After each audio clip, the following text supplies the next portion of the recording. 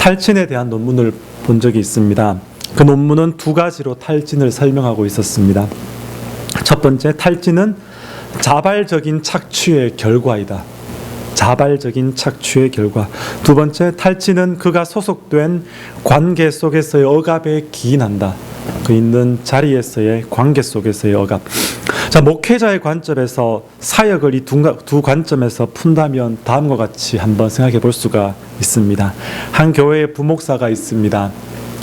이 교회는 아침 일과가 새벽 5시 예배로 시작됩니다. 그런데 새벽 예배를 위해 부목사는 30분 전 4시 30분까지 교회에 와서 교회 문을 열고 또한 예배 음악을 준비해야 합니다. 이를 위해 4시에는 일어나야 합니다. 그리고 일부 새벽 예배를 인도합니다. 잠깐 쉬었다가 방송실에 들어갑니다. 왜냐하면 6시에 담임 목사님이 2부 새벽 예배를 인도하시기 때문입니다. 그리고 이 두 번의 새벽 예배가 끝나고 집에 돌아가면 7시가 됩니다. 그리고 집에서는 아이들이 학교 갈 준비로 바빠서 쉬지를 못합니다. 그리고 아침 밥을 먹고 출근합니다. 이제 9시. 오전 일과가 시작됩니다. 자, 오전 일과는 보통 회의로 시작됩니다. 그 회의를 마치고 나면 10시에서 10시 반. 그리고 이어지는 신방. 자기에게 주어진 구역원들을 한 사람이라도 더 보기 위해서는 아침부터 저녁까지 다녀야만 합니다. 그리고 신방을 마치고 교회에 돌아오면 오후 5시. 퇴근할 수 있겠습니까? 어떤 교회는 퇴근을 하기도 하는데 아주 소수의 교회는 그렇습니다. 자, 이제는 교회 행정 사무를 봐야 하고 설교 준비를 해야 합니다. 퇴근할 수 있어도 설교 준비 때문에 하지를 못하는 거죠. 미루어 두었던 여러 가지 행정 업무와 보고서 그리고 설교 준비까지 하다 보면 훌쩍 10시가 넘어갑니다. 지친 몸을 이끌고 집에 돌아오면 아이들은 이미 자고 있습니다. 아이들과 함께하는 행복한 삶, 그에게는 없습니다. 실제적인 한국교회 부목사님들의 삶을 어느 정도 생각해서 여러분에게 말씀을 드렸습니다. 여기서 우리는 탈진의 원인인 자발적인 착취 그리고 소속된 관계 속에서의 억압 두 가지 모습을 다 볼 수가 있습니다. 하나님의 소명, 거룩한 소명을 따라 교회에 소속되어 거룩한 열정으로 하나님의 일을 하는 것, 자기 자신의 자발적인 선택이었습니다. 제가 목사가 된 것은 제가 선택해서 한 거죠. 하나님이 관건적으로 밀어 넣으셨다고 해도 제가 안 한다 하면 되겠습니까? 제가 한 거죠. 좀 더 극단적으로 말하면 이제 자발적인 착취의 자리로 스스로를 몰아넣은 것이라고 볼 수가 있습니다.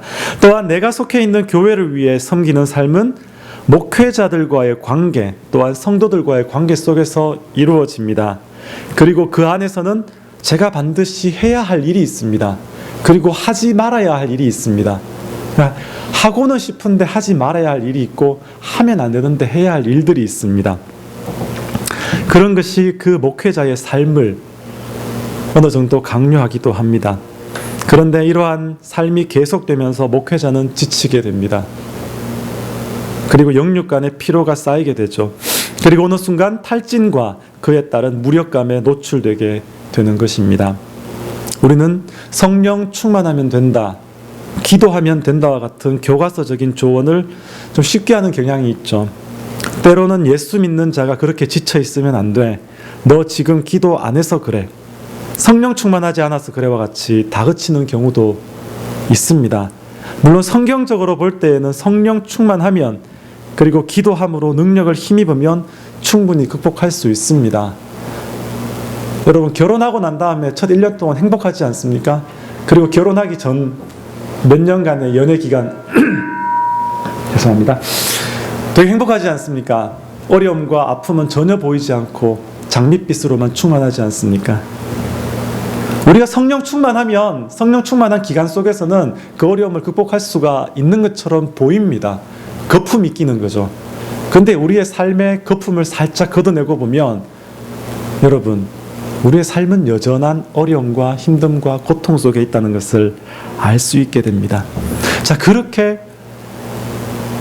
좀 전에 말씀드린 부목사처럼 그러한 영적인 탈진과 육적인 탈진으로 썰어져 있는 자에게 방금 말씀드린 성령 충만하면 된다, 은혜가 다 된다라고 말하는 것이 의미가 있을까요? 사실 우리 주변에도 힘들어하는 사람들이 많죠. 근데 그 힘들어하는 사람이 그 지체가 지금 기도할 힘조차 없다면요, 그리고 하나님 앞에 나아갈 소망조차 끊어졌다고 여기고 있으면요, 예수를 믿음에도 불구하고 그 자리에 처할 수 있습니다. 누구나 다. 그리고 그에게 한마디 던지는 우리의 말이 그 사람을 세우는 것이 아니라 오히려 꺼져가는 심지를 짓밟는 것이 된다면 어떻게 되겠습니까? 오늘 우리는 엘리야와 하나님 사이의 사건을 통해서 위로자 되시는 하나님이 어떻게 엘리야를 대하시는지를 한번 생각해 보겠습니다. 그리고 이 말씀 가운데 하나님의 위로를 저와 여러분이 받는 시간 되기를 간절히 소원합니다. 먼저 오늘 본문을 한번 생각해 보겠습니다. 오늘 본문에서 우리는 엘리야의 자포자기한 모습을 볼 수가 있습니다. 4절 말씀을 보시겠습니다. 4절입니다. 자신은 홀로 광야로 들어가서 하룻길을 더 걸어 어떤 로뎀 나무 아래에 가서 거기에 앉아서 죽기를 간청하며 기도하였다. 주님, 이제는 더 바랄 것이 없습니다. 나의 목숨을 거두어 주십시오. 나는 내 조상보다 조금도 나을 것이 없습니다. 지금 엘리야는 극도의 심약한 상태에 처해 있습니다. 영적으로 육적으로 완전히 소진된 상태입니다. 왜 그렇습니까? 이세벨의 위협 때문입니까? 앞선 2절에서 이세벨이 엘리야에게 사자를 보내어서 이렇게 위협했죠. 내일 내가 이맘때까지 너를 죽이지 못하면 신들에게서 천벌을 달게 받겠다. 자, 어느 정도 이세벨의 위협이 엘리야의 탈진의 일부 원인이 될 수는 있습니다. 그러나 오늘 본문 앞뒤 문맥을 좀 더 살펴보면 단순 이세벨의 위협만이 탈진의 원인으로 볼 수는 없습니다. 먼저 17장으로 우리가 가야 할 필요가 있습니다. 자, 17장을 보시면 1절을 보시면 하나님이 엘리야를 통해서 아합에게 앞으로 수년간 이스라엘 땅에 우로가 없을 것이라고 선언하십니다. 우로가 없다는 것은 하늘에서 내리는 비도 없고 땅에서 올라오는 이슬도 없다는 말이죠. 한마디로 이스라엘 땅에 물이란 물을 찾아볼 수가 없다라는 것입니다. 이스라엘 땅에 비가 내리지 않게 되었습니다. 그리고 그나마 있던 시내조차도 이제 다 말라버리게 되었습니다. 자, 이러한 어려움 속에서 아합과 이세벨은 회개합니까? 회개하지 않습니다. 도리어 그 어려움의 원인을 엘리야에게서 찾습니다. 엘리야가 이렇게 했다. 엘리야를 잡으라. 엘리야를 찾으라. 그렇게 이제 병사들을 보내어서 엘리야를 찾죠. 그러나 하나님께서는 위협이 있을 때마다 엘리야를 숨기시고 또 그를 먹이시면서 보호해 주셨습니다. 즉 엘리야는 이스라엘 땅에 우로를 내리지 않으리라 하는 하나님의 뜻을 대변한 이후로 현 시점까지 약 3년 동안, 이 기간 동안 아합과 이세벨로부터 목숨의 위협을 이미 받고 있었습니다. 따라서 이세벨의 위협이 현재 엘리야 탈진의 직접적인 원인으로는 볼 수가 없습니다. 여러분, 외적인 어려움과 외적인 위험이 우리 삶에 큰 영향을 끼치기는 하지만 사실 가장 중요한 요인은 우리 내부에 있지 않습니까? 즉 자기 자신에 대한 절망, 또한 그로 인한 무력감이 우리의 삶을 좀 더 어렵게 만드는 것 같습니다. 엘리야도 마찬가지입니다. 오늘 본문 19장을 18장의 연속선상에서 한번 생각해 보면 이 엘리야의 상태가 좀 더 입체적으로 이해될 수가 있습니다. 18장 1절을 보시면 드디어 하나님의 의지가 드러납니다. 3년간 우로를 허락지 않으셨던 하나님께서 당신의 하나님 되심을 증명하는 하나님의 방편으로 이스라엘 땅에 다시 비를 내리시겠다라고 말씀하시고 약속해 주십니다. 그리고 엘리야를 아합에게 보내어 아합으로 하여금 그들이 섬기던 우상 바알과 아세라의 850명의 제사장을 한 곳에 갈멜산으로 모으게 합니다. 그리고 이스라엘 백성들에게 선언하시죠. 불로 응답하는 쪽이 참 신이니 그를 따르라. 갈멜산에서 이러한 사건이 있었습니다. 엘리야가 하나님께 부르짖었을 때에 하나님께서 어떻게 하셨습니까? 불로 응답하셨습니다. 그리고 이스라엘 백성들은 어떻게 반응합니까? 두려움 가운데 여호와 그는 하나님이라, 그러한 고백을 하게 됩니다. 그리고 엘리야는 하나님께 비를 내려달라고 간절하게 기도합니다. 그리고 3년 만에 이스라엘 땅에 이제 비가 내리게 됩니다. 이런 일련의 기적과 같은 사건들을 통해서 엘리야는 이제 하나님의 성령으로 충만합니다. 두려울 것이 없었습니다. 심지어 피곤한 것, 배고픈 것도 잊어버리고 아합과 함께 이스라엘 성읍까지 뛰어옵니다. 제가 얼핏 알기로는 갈멜산에서 이스라엘 성읍까지가 약 50km 정도로 알고 있습니다. 아합은 마차를 타고 가고 이제 마차 옆에서 엘리야는 뛰어서 50km를 한 번에 주파해버렸습니다. 혹시 50km 뛸 수 있는 분 계십니까? 마라톤 하신 분 계십니까? 50km. 보통 사람들은 그렇게 뛸 수가 없죠. 근데 엘리야는 그렇게 갔습니다. 충만했기 때문에. 하나님의 능력을 보고 경험한 이스라엘이 이제 그 악한 행실을 버리고 하나님 앞에 돌아오겠구나, 그것을 확신했기 때문에 즐거움에 뛰어갔습니다. 또한 아합의 변화된 심경, 그것을 어느 정도 보았기에 이제 아합이 돌아가면 이스라엘을 하나님께로 되돌리겠구나 라고 생각했기 때문에 뛰어갔죠. 그런데 오늘 본문을 보시면 이세벨의 반응은 완전 예상 밖이었습니다. 하나님의 기적이 이세벨에게는 완전 예외였던 것입니다. 회개할 줄 알았던 이세벨이 오히려 더 강하게 나오는 것입니다. 내가 오늘 너를 죽이겠다. 내가 오늘 너를 죽이겠다. 얼마나 살벌했으면 방금 전 하나님의 기적을 눈으로 보고 체험한 아합은 보고 왔잖아요. 느끼고 왔잖아요. 그리고 자기가 마차 타고 올 때 바로 옆에 엘리야가 뛰어오는 거 같이 왔지 않습니까? 그런데 그 살벌한 이세벨의 바로 옆에서 찍소리도 못하고 가만히 있는 것입니다. 아무 말도 못하는 것이죠. 이전에도 이러한 메시지를 계속 받아왔지만 지금 이 상황에서 엘리야는 이 메시지를 다르게 받아들이고 다르게 해석하게 됩니다. 아니, 하나님이 이렇게 놀라운 능력으로 역사하셨는데도 불구하고 어찌 회개하지 않는가? 어찌 돌아오지 않는가?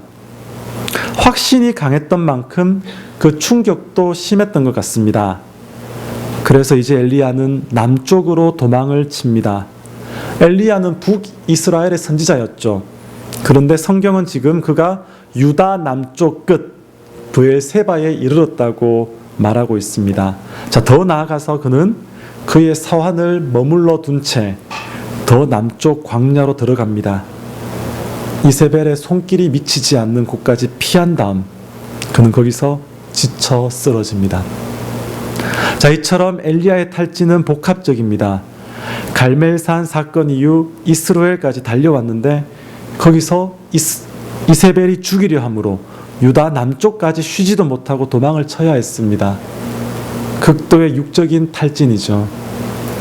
또한 하나님의 능력이 강하게 역사함에도 불구하고, 즉 기적을 체험했음에도 불구하고 회개하지 않고 여전히 악독함을 드러내는 자들 앞에서 이제 엘리야는 하나님의 선지자로서 느끼는 자괴감, 거기서 오는 탈진, 영적인 탈진에 처하게 됩니다.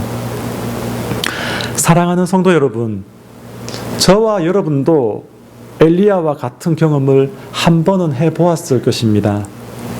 여러분이 공부하는 가운데, 또한 여러분의 직장 생활 가운데, 또 아이를 키우는 부모님들은 육아 경험 가운데, 또 우리 모두는 각자가 처한 상황에 있는 인간관계 속에서 극도의 탈진을 최소한 한 번은 경험해 보았을 것이고, 지금 경험하고 있는 사람도 있을 것이고, 아직까지는 크게 안 다가온다 할지라도 시간이 지나면 누구에게나 다 그 경험은 있을 것입니다. 그 어떤 위로도 격려도 소용이 없는 상황, 이것은 우리의 현실 가운데 분명히 실제합니다. 존재합니다. 그렇다면 이런 현실 가운데 도대체 우리 하나님은 어디에 계시는 것입니까? 엘리야가 지쳐 쓰러져 있을 때 하나님은 어디에 계셨습니까? 하나님은 그에게 어떻게 하셨습니까? 먼저 생각해 볼 것은 하나님께서는 엘리야를 쉬게 하셨고 어루만지셨고 먹이셨다라는 사실입니다. 5절에서 6절 말씀을 보겠습니다. 그는 로뎀 나무 아래에 누워서 잠이 들었는데 그때에 한 천사가 일어나서 먹으라고 하면서 그를 깨웠다. 엘리야가 깨어보니 그의 머리맡에는 뜨겁게 달군 돌에다가 구워낸 과자와 물 한 병이 놓여 있었다. 그는 먹고 마신 뒤에 다시 잠이 들었다. 여러분, 여기 이 성경에서는 이제 엘리야가 잠들었을 때에 천사가 일어나서 먹으라고 하며 깨우고 먹였다라고 되어 있는데, 그 이전 성경들을 보시면 천사가 가장 먼저 한 것은 그를 어루만졌다라는 표현이 있습니다. 영어 성경도 보시면 touched라는 표현이 있습니다. 만졌다, 어루만졌다. 하나님이 천사를 통해서 엘리야를 먼저 어루만져 주셨다. 엘리야는 자고 있었기 때문에 모릅니다. 그 모르는 상황 속에서 하나님은 천사를 보내어서 어루만져 주셨고, 그리고 그 음식들을 준비해 주셨습니다. 하나님께서 하신 방식은 일단 가장 먼저 기력을 회복해 하는 것이었습니다. 엘리야가 얼마나 고됐습니까? 갈멜산에서 브엘세바까지 거리가 193km입니다. 거기에다 엘리야는 광야에서 하루 길을 더 들어갔죠. 쉬지도 먹지도 못하고 이 먼 길을 도망할 수밖에 없었기에 그는 완전히 탈진 상태였습니다. 성인이 1시간에 4km를 걷는다고 하면 48시간 이틀을 쉬지 않고 꼬박 걸어야 할 거리죠. 거기서 험한 광야길을 하루 더 들어갔으니 얼마나 힘들었겠습니까? 그리고 말이 1시간에 4km지 그 옛날에 도로가 포장되었겠습니까? 길이 어떻겠습니까? 그 힘들고 험한 길을 그렇게 걸어서 도망가야 했던 엘리야. 지쳐 쓰러진 엘리야. 자, 이런 엘리야를 하나님께서는 일단 쉬게 하셨습니다. 얼마나 오랫동안 잠들었는지는 성경이 말하고 있지 않으니 잘 모릅니다. 다만 충분히 수면을 취했던 것 같습니다. 하나님이 쉬게 하셨고 그는 로뎀 나무 아래에서 누워 잠이 들었습니다. 좀 전에 말씀드렸지만 가장 중요한 부분은 그가 잠들었을 때입니다. 그가 잠들었을 때에 하나님이 천사를 보내주셨고 천사가 그를 어루만져 주고 그리고 음식으로 그를 먹입니다. 한 번만 그러지 않았습니다. 7절을 보시겠습니다. 주님의 천사가 두 번째 와서 그를 깨우시며 말하였다. 일어나서 먹어라. 갈 길이 아직도 많이 남았다. 옛날 성경 보시면 이 두 번째 표현에도 여전히 천사가 어루만졌다라는 표현으로 시작합니다. 여호와의 사자가 두 번째 나타나서 그를 어루만져 줍니다. 자고 있을 때 하나님이 현현한 거죠. 어루만져 주고 그리고 깨워서 음식을 먹여줍니다. 그리고 엘리야는 하나님의 채워주심으로 인해 다시 기력을 되찾게 됩니다. 그런데 이렇게 어루만지시고 먹여주심은 하나님께 어떠한 목적이 있었기 때문인 것 같습니다. 단지 먹이시기 위해서만 아니었던 것 같습니다. 무엇입니까? 엘리야를 호렙산으로 인도하기 위해서였습니다. 하나님이 모세와 이스라엘 백성에게 나타나셨던 곳, 당신의 거룩한 뜻을 보여주신 바로 그곳으로 인도하기 위해서였습니다.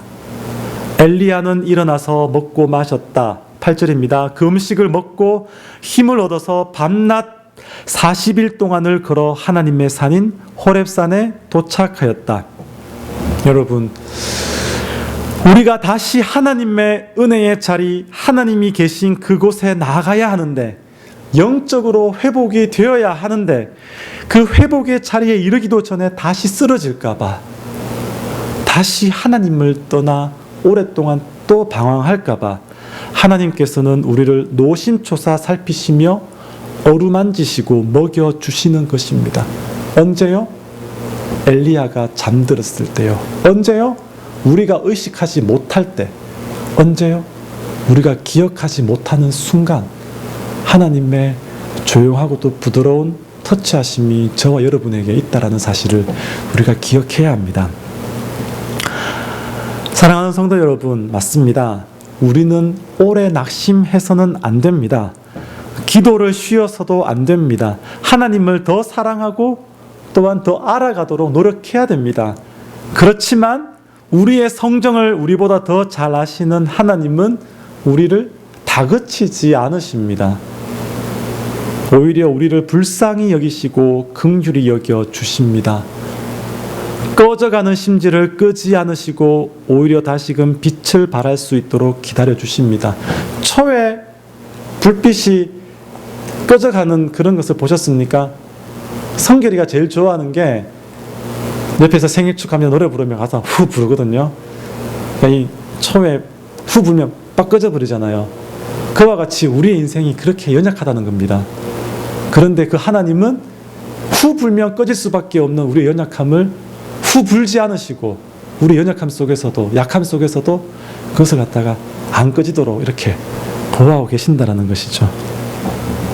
그리고 난 다음에 당신의 자녀를 호렙산으로 당신의 말씀 가운데로 인도해 주십니다. 먼저 기다리시고 기다리신 다음에 어느 정도 회복되었다 하면 그때서야 호렙산 하나님의 은혜가 있는 자리로 인도해 주신다는 것이죠. 자, 이제 엘리야의 약해진 심신을 회복시킨 하나님은 그를 호렙산으로 인도하십니다.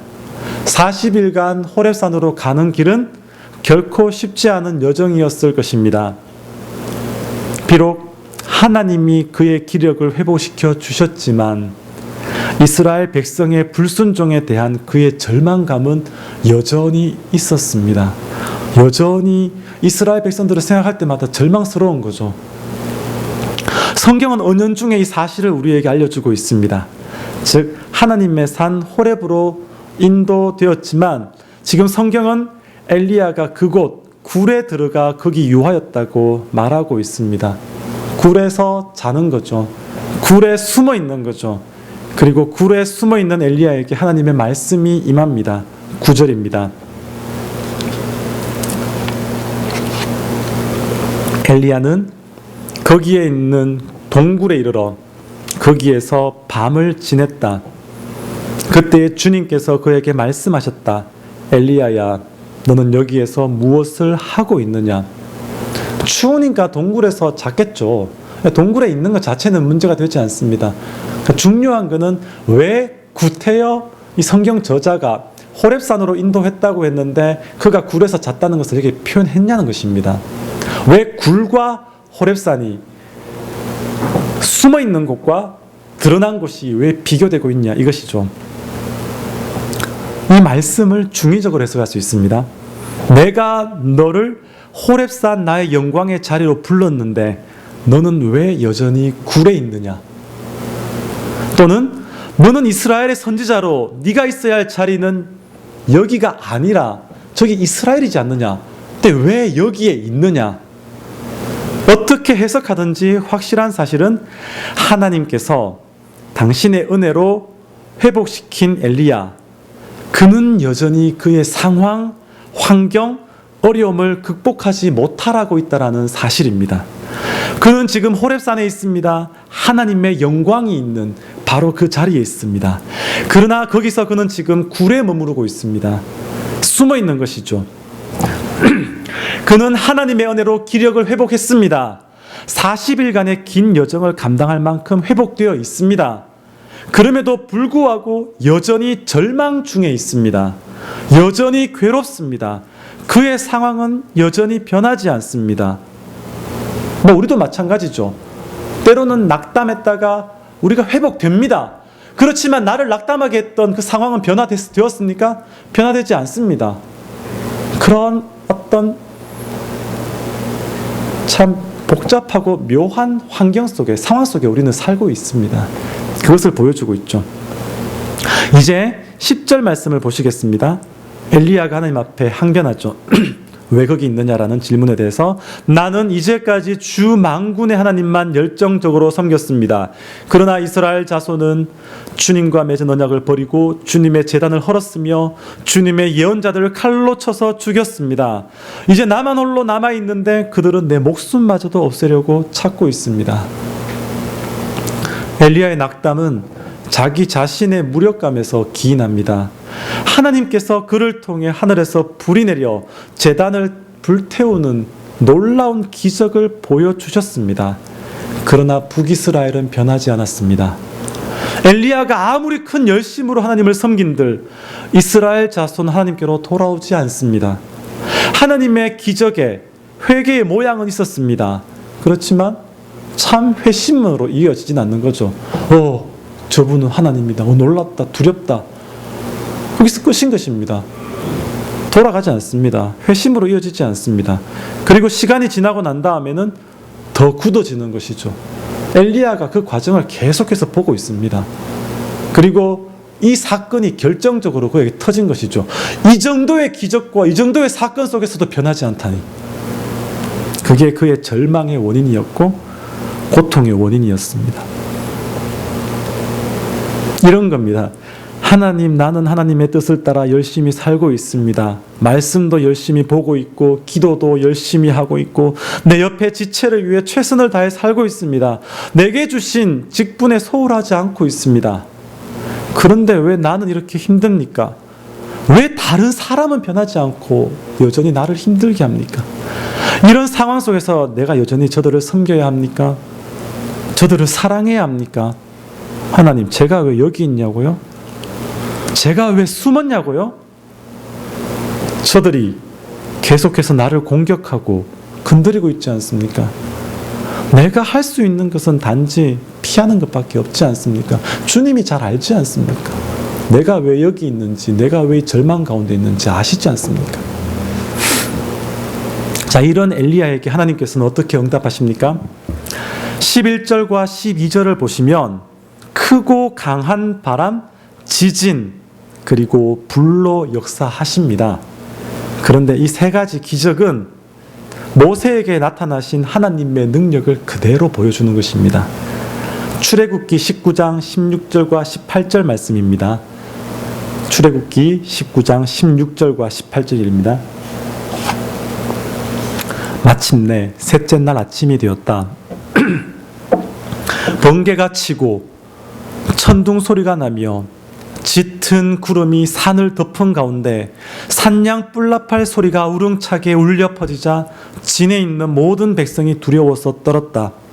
그때에 시내산에는 주님께서 불 가운데서 그곳으로 내려오셨으므로 온통 연기가 자욱했는데 마치 가마에서 나오는 것처럼 연기가 솟아오르고 온 땅이 크게 진동하였다. 하나님께서 모세와 이스라엘 백성에게 큰 능력으로 자신을 드러내셨습니다. 그리고 하나님의 현현 앞에 모든 백성은 다 두려움에 떨었습니다. 그런데 그러한 기적을 체험했던 이스라엘 백성은 신실하게 하나님 앞에서 거룩하게 그 삶을 살아나갔습니까? 여러분, 모세오경 아시죠? 출애굽기 내용 아시죠? 어땠습니까? 그들 변했습니까? 아닙니다.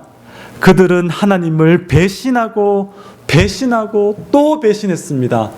오죽 답답했으면 성경에서 표현하죠. 세상에서 가장 온유했던, 성정이 온유했던 모세가 열받아가지고 채찍으로 내가 너희에게 물을 내리라면서 탁 쳐버리는 거죠. 얼마나 답답했으면. 이스라엘 백성의 삶의 패턴이 하나님을 조금 섬기는 것처럼 보이다가 배신하고 조금 그러는 것처럼 보이다가 배신하고. 하나님의 기적이 이스라엘 백성을 참 신앙으로 인도하지 못했습니다. 하나님을 만나고 하나님의 두려움을 맛보았지만 변하지 않는 거죠. 오늘 본문에서 이렇게 표현하고 있습니다. 출애굽기와 같은 본문을 끌어오면서 그 출애굽기에는 바람과 지진과 불 가운데 하나님이 나타나셨다고 했잖아요. 근데 오늘 표현을 다르게 합니다. 그 가운데 하나님이 계시지 않더라라고 표현합니다. 하나님이 바람과 지진 그리고 불을 일으키셨는데 그 가운데 계시지 않는 겁니다. 오히려 하나님께서는 세미한 음성으로 엘리야를 부르십니다. 능력이 아니라 세미한 음성, 기적이 아니라 하나님의 말씀, 즉 하나님의 능력은 기적에 있지 않고 하나님 자신의 능력의 말씀에 있다라는 것을 확언하시는 것입니다. 분명하게 해주시는 것이죠. 지금 하나님께서는 자기의 무력감에 좌절하고 상심하여 죽기를 구하는 엘리야에게 큰 능력이 기적에 있는 것이 아니라 그 기적을 베푸시는 당신에게 속한 것임을 깨닫게 해주시는 것입니다. 기적이 아니라 그 일을 행하시는 여호와 하나님을 바라보라라는 것이죠. 그것을 위해 이렇게 모세에게 일어났던 그 사건을 가지고 와서 이렇게 보여주고 계시는 것입니다.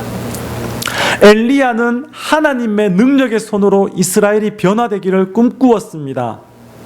그리고 갈멜산의 사건을 통해 그것이 정점이라고 생각했습니다. 바로 이 순간이다 라고 생각했습니다. 그런데 하나님께서는 그 사건을 통해서 당신이 참 하나님, 여호와 하나님이심을 보여주시기는 했지만 이스라엘을 변혁시키지는 않으셨습니다. 여전히 아합은, 이세벨은 하나님을 거역했습니다. 그리고 이스라엘 백성들은 돌아서지 않았습니다. 여전히 죄악 가운데 머물러 있었습니다. 예수님의 제자들, 예수님을 따르던 수많은 무리들은 예수님이 그 권능의 능력의 손으로 기적을 베푸셨던 그 능력으로 이스라엘을 로마의 통치로부터 구원해내기를 바랬습니다. 그렇지만 예수님의 방식은 무엇이었습니까? 십자가에 죽는 것이었습니다. 권능의 하나님이 죽음을 방식으로 택하셨습니다. 하나님의 뜻은 십자가의 방식을 통해 이 세상을 구원하실 하나님 당신을 바라보라는 것이었습니다. 기적이 아니라 기적을 베푸는 예수를 바라보아라. 기적을 베푸는 예수를 보낸 나의 뜻이 무엇인지 생각하여 보라. 하나님의 뜻은 거기에 있습니다. 여러분, 하나님은 어떤 분이십니까? 하나님은 상한 갈대를 꺾지 않으시는 분이십니다. 또한 꺼져가는 심지도 끄지 않으시는 분이십니다. 엘리야를 쉬게 하셨고 먹이셨고 어루만져 주신 하나님은 언제나 우리를 사랑하시고 지키시는 하나님이십니다. 그러나 동시에 하나님은 우리의 문제를 모두 해결해 주시는 해결사와 같은 분은 또한 아니십니다.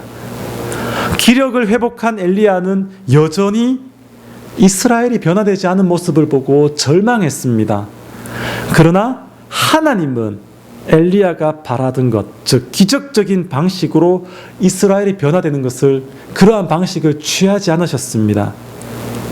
도리어 큰 능력이 하나님께 속한 것임을 깨닫게 하시고 엘리야로 하여금 기적이 아니라 기적을 행하시는 하나님을 바라보라라고 명하십니다.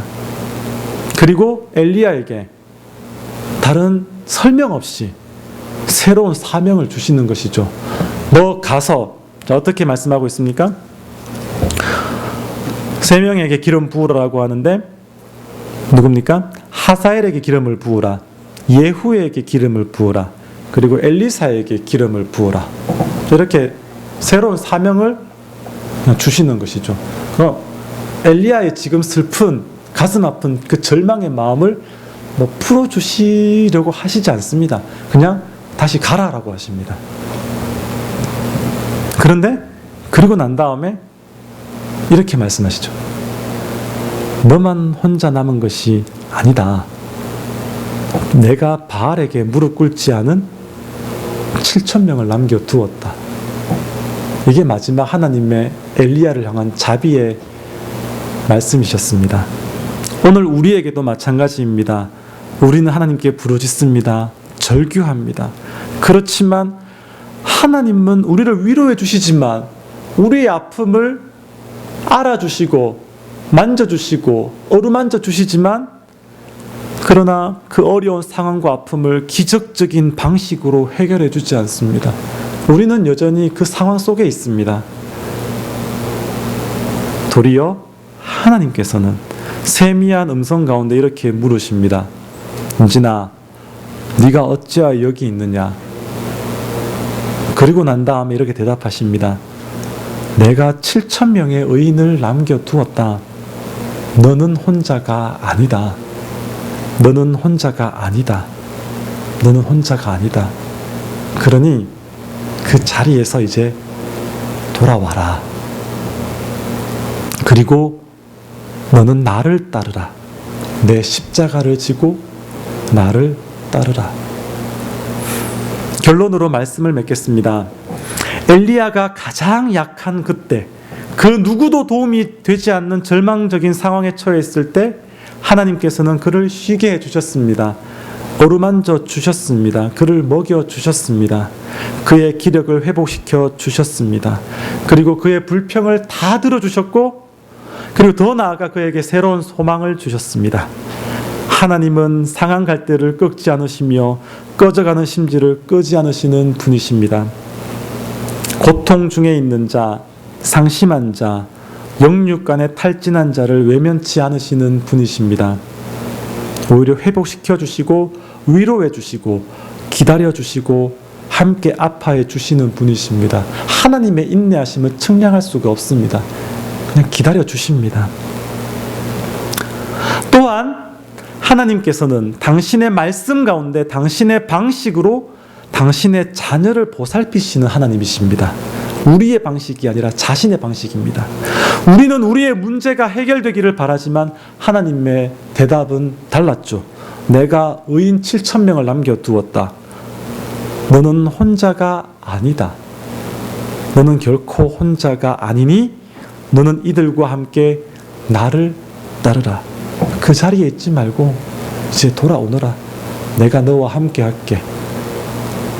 이게 하나님이 우리에게 주시는 위로입니다. 오늘의 말씀 가운데 하나님의 위로와 은혜가 함께 하시기를 주님의 이름으로 축원드립니다. 기도하겠습니다. 하나님, 우리는 당신의 뜻을 다 알 수 없습니다.